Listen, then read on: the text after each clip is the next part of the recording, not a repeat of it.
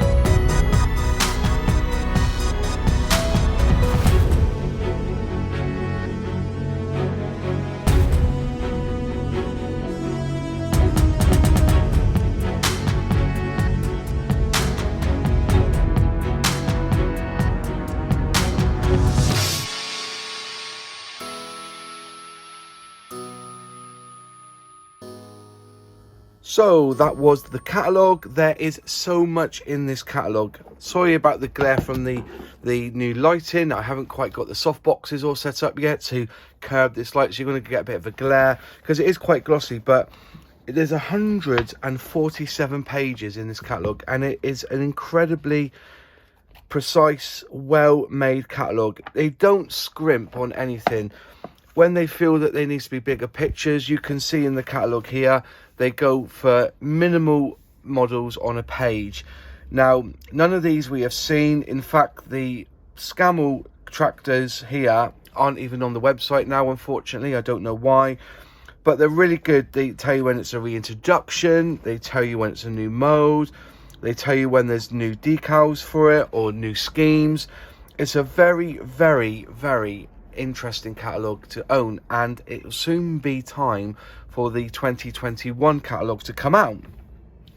Here you go. Here's a prime example. They've got the Blackburn Buccaneer here, and it says it's going to come with new parts and new schemes, and they say it's going to be available autumn 20. I don't think I've seen it, to be honest, not yet. But there's this one here, which is one that's available now. So yeah, the catalogue is absolutely brilliant. There's plenty of good pictures. This, I got an email this week saying that they have arrived in the UK in the warehouse, so they're going to be shipped this week, and I will do an unboxing and review of this new Spitfire Mark 5C. It's well worth buying this catalogue. Just looking into the catalogue a bit more, I now have the new dropper bottles, which are advertised somewhere in this catalogue. I had the page, I can't find it now. Where's it to? There it is. There's the acrylic dropper bottles. I've now got my own selection of them. I'm going to be looking how they work. The actual bottles look quite dinky.